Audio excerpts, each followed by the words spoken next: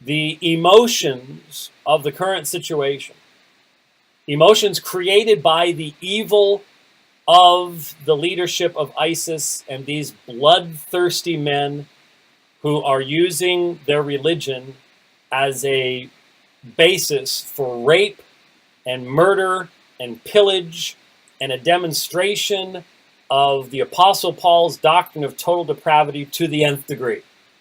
It's satanic. It has spiritual roots to it. It is as evil as the day is long. But because of that, a lot of people on my side refuse to now make distinctions. And if you say you're a Muslim, but you don't believe that you should be doing that stuff, then you're not really a Muslim. You're not a true Muslim.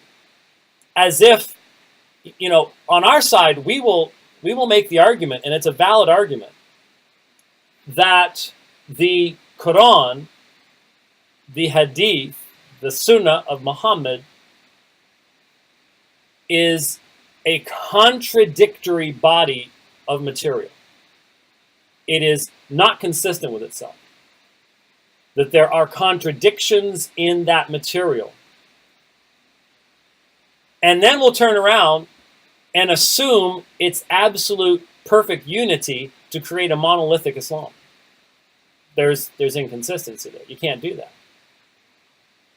We have to allow for the proper distinction. And man, I know, boy, we could get so much more support for what we do if we would jump on the all Muslims are this bandwagon, but I can't do it because it's simply not true. It simply isn't true. Is ISIS Islamic? Well, I think the Muslims, first of all, need to stop answering that with a simplistic, oh no, of course not. I didn't pray. Anybody knows that's not the case. It's not washing with people outside. When you're willing to die by blowing yourself up while yelling Allahu Akbar, there's something Islamic about that. They ain't yelling Hallelujah Jesus. These people think they're Muslims. Now, I'm well aware of the fact that there are all sorts of. I'm so thankful for the 140 some odd scholars that signed the document against ISIS a couple years ago. They're taking their lives in their hands, but the very fact they're taking their lives in their hands says something. And these documents are all being written outside the Middle East, which is interesting in and of itself. But I know you exist. I am thankful you exist. I know why you exist. I recognize that. I make the proper distinctions. But I have to fault a lot of my Muslim friends who, while opposing ISIS, joined that opposition immediately with some type of anti-Israel rhetoric, some wild-eyed political rhetoric. And I'm sorry, if you want to attack Israel and you are not at the exact same time even more loudly condemning the brainwashing of Palestinian children to stab Jews in the back, or the cartoons they have and the songs they sing, I don't care what you have to say. I don't care what you have to say. Because the anti-Jewish insanity that I see amongst many Muslims, and that I certainly see bred by the Palestinians, is just so absurd. It's beyond any level of rational discourse or comment. You can't have a meaningful discussion when people are behaving that way. It's just unreal. If we don't hear a recognition on the part of non-radicalized Muslims, whatever, we're struggling to find terms. Muslims who do not believe that there is a caliphate, do not believe that jihad is, in the sense of military actions, are appropriate in this context, so on and so forth. You have to recognize that the members of ISIS, some of whom are simply there because they are evil men who love to do evil. They love raping women. They love beheading people. Their consciences are seared. I mean, to be perfectly honest, I don't think some of you Muslims even have proper theological categories to understand the depth of evil of these men. You don't, since you don't believe in total depravity, you don't believe in original sin, you don't have a meaningful hamartiology, doctrine of sin. I don't even know how you understand how these people can do the things they do. But what you must understand is that there are others in ISIS who not only say the prayers, but are absolutely convinced that what they are doing is firmly founded in the Quran and in the Hadith. They believe that. You may say they're wrong. Fine. I wish y'all would be maybe arranging some debates with people and then letting the rest of us know and watch this. I've said to a number of my good Muslim friends, you all need to be producing clear, mass producing books and pamphlets, not just simply saying ISIS is wrong, but showing how ISIS is wrong. Specifically, strong argumentation, multiple lines. Shouldn't be that difficult to do.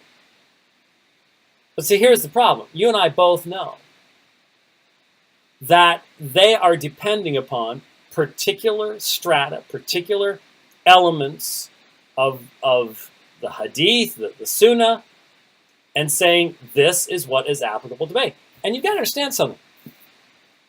I have a book here in my hand, and this entire book, expensive book, right? $250, I think. Expensive book. This is Al-Waqidi's Campaigns of Muhammad. It's funny, they decide, very interesting in English, The Life of Muhammad. That's not what it says. That's not the Arabic title. Al-Maghazi is Campaigns. The entire book, from beginning to end. The raid of the Banu Nadir. The raid of the Al-Hudaybiyah. The raid of Al-Fatah. The raid. Here's the Battle of Badr, right at the beginning. The raid of Uhud. All it is, nothing but the military campaigns of Muhammad. Now, it simply has to be recognized that there is a fundamental difference between the character and role of Muhammad and that of Jesus. You know, when during the discussion on Unbelievable, it was pointed out, well, Jesus did this. This is what? 5 times, minimally, the length of the entire Gospels, all 4 put together? And every page of it is filled with violence, filled with warfare. He was a warlord.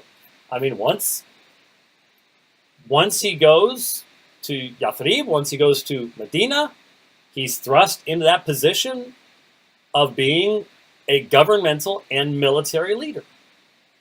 And that's what he did. You have to recognize that material is there. And what I have said all along, and what I have to keep saying, no matter how unpopular it is, even in my own community, is that those Muslims who do not want to rape and pillage and behead and kill, those Muslims are drawing from the same body of material with their selective lens on as ISIS is. Now, ISIS is coming from a more conservative perspective as far as the authority of the Hadith, which Hadith to prioritize over other Hadith. No question about that. But the fact of the matter is that when someone asks the question, is ISIS Islamic? If anyone answers either yes or no, without making necessary distinctions, both are not telling the truth. The conservative militaristic Christian who says, yes, that is Islam as a whole, is lying. They're lying. That's not true. Anybody can see that's not true. But the Muslim at the same time who says, no, no, no, there's nothing. You're not being truthful either. Because you know not only the depth of the support they have, especially amongst the Salafi, the Wahhabi, but you know the nature of the Hadith and how you can find things in the Hadith that are supportive of what they're doing by providing a particular context. And the problem is, and this has been my argument for a long time, the problem is your sources are insufficiently consistent and coherent to end this debate.